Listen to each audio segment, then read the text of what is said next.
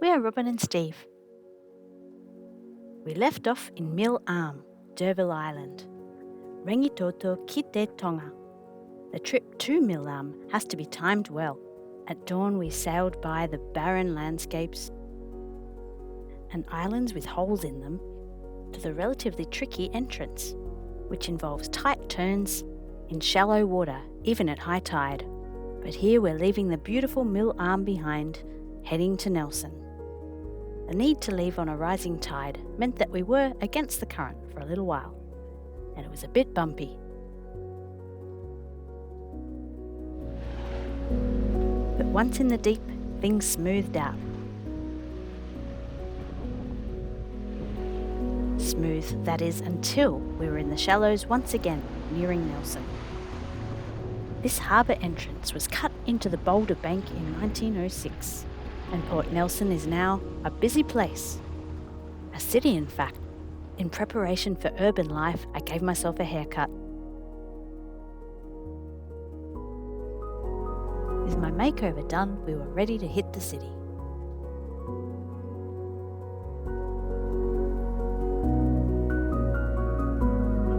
We hardly ever use a dinghy, and we'd swapped out our old dinghy for a slightly smaller one, and this was my very first ride in the dinghy. The highlight of our first trip to Nelson was getting groceries and meeting this cat. Hopefully this city slicker catches more rats than birds. There's nothing quite like patting a cat's tummy. Good cat. Aren't you fun?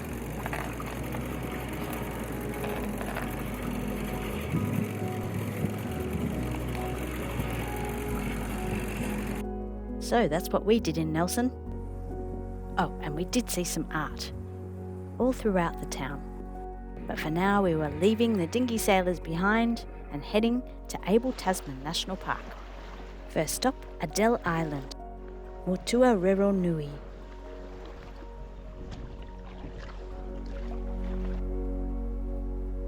This was to be a highlight, and not just because it's beautiful.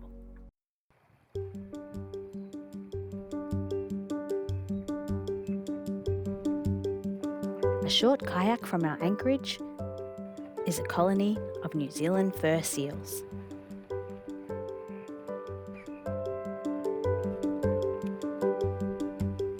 Unlike true seals, New Zealand fur seals have external ears and hind flippers that rotate forwards.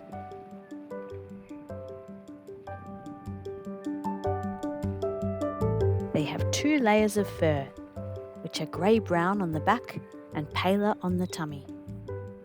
Males can weigh up to 160 kilograms, with females being between 30 and 50 kilograms.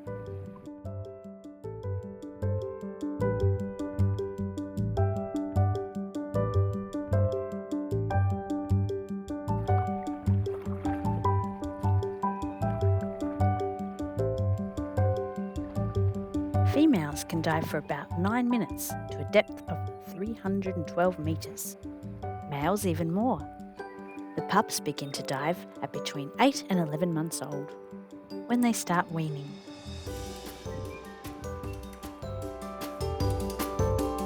Pups remain with their mother until they are about a year old, or at least try to.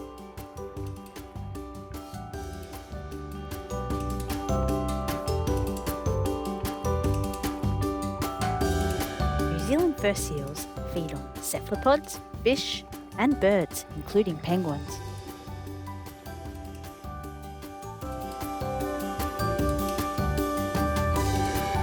As you can imagine, we spent happy hours watching seals at a good distance, and then we headed to the mainland because there are some beautiful walking tracks in this area. In fact, some of our favourite walks yet.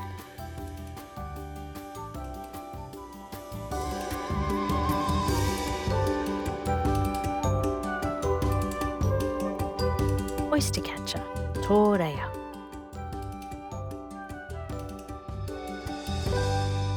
And in the next bay over, we met a weka who had clearly been fed.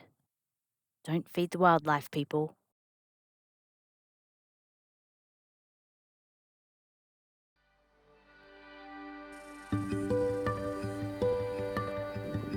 We'd heard there was wood-fired pizza and that it was good, but that it was a decent walk away. We were up for it.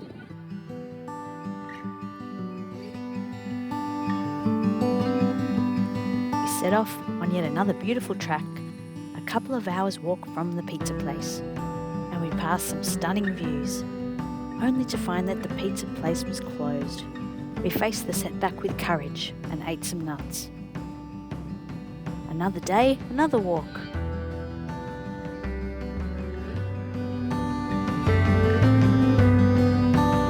This time we actually reached a cafe that was open, which was the icing on the cake after such a beautiful walk. Then it was back for one more night at Adele Island. On the mainland there's not a lot of bird song, but have a listen to this.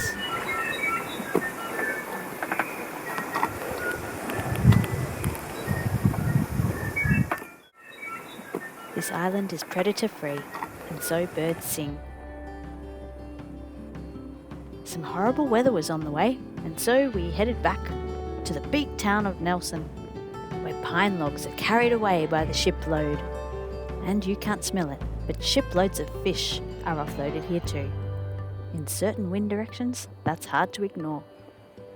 This time we had a better look at the city of Nelson. This brightly painted piano is for public use, and luckily for us, this guy was using it. We enjoyed Nelson's music, gardens, architecture, and art galleries. We saw a few exhibitions, one on designs using repetition, another on sculptures. Here's a hammerhead shark.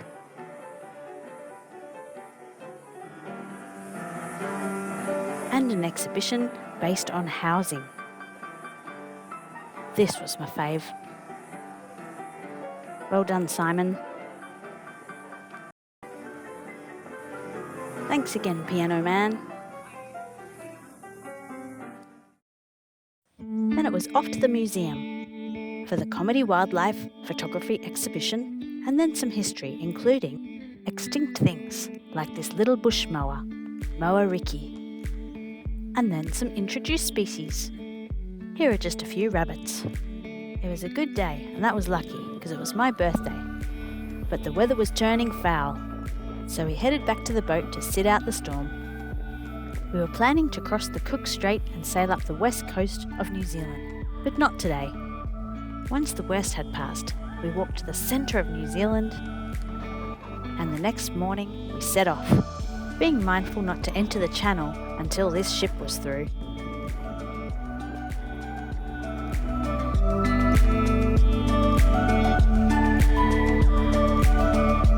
And then we were on our way, leaving snow-capped mountains behind. And we weren't long gone when dolphins arrived.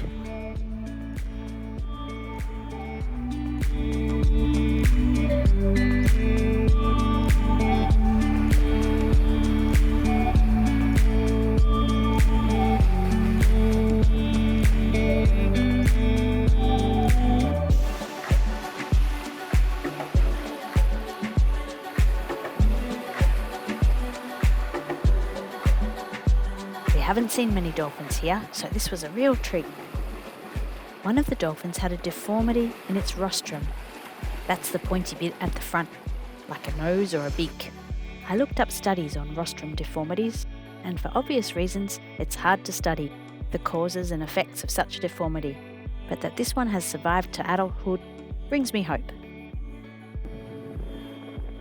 Anyway, that was a great start to what would be a 3 to 3.5 day sail.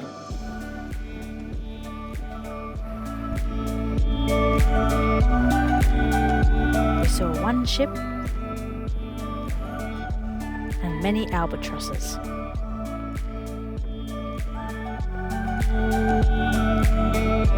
In the past, we've taken turns doing 3-hour watches. This time we were giving 4-hour watches a go and seemed to have more energy to do fun things like make and eat pizza.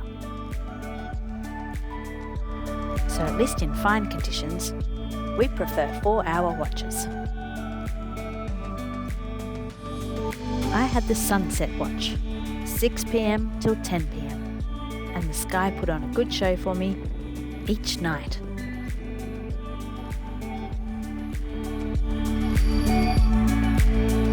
The wind eased, so I furled the Genoa to make space for our spinnaker. And this was our best spinnaker sail so far.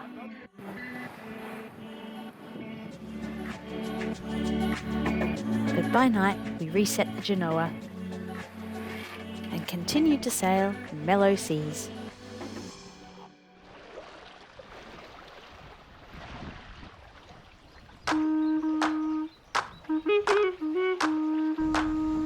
We weren't to see land until we neared Cape Reinga.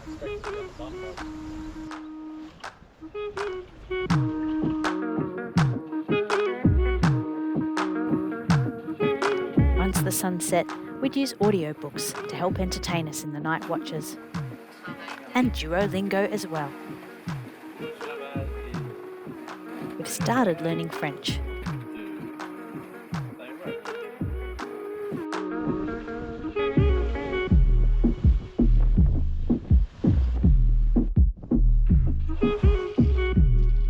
The winds were so light that Steve took all the reefs out of the main. And I could dangle in the cockpit. Carefully.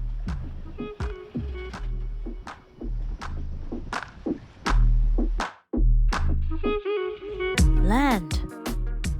This is Cape Reinga, where there are some crazy currents off beautiful sand dunes. In light winds we were making great speed.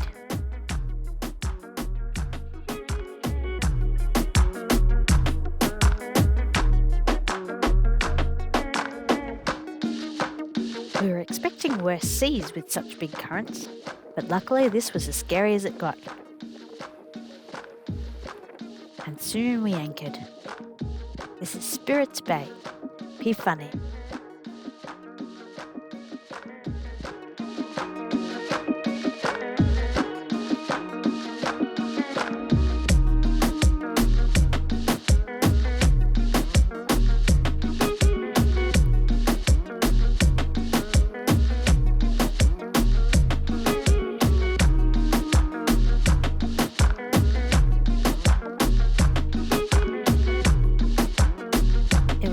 Fantastic to get off the boat and stretch our legs. And the next day we'd be stuck on board because the sea was a bit too rough to kayak ashore.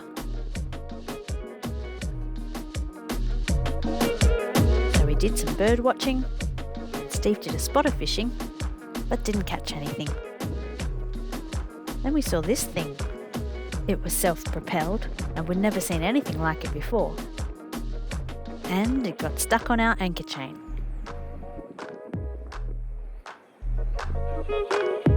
We thought it must be some sort of research tool, so we set it free. Then we found out it was some kind of remote fishing device which tows long lines of lures.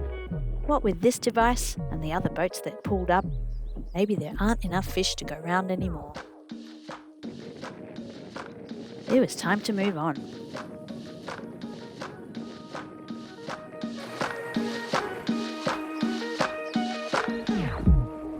It is.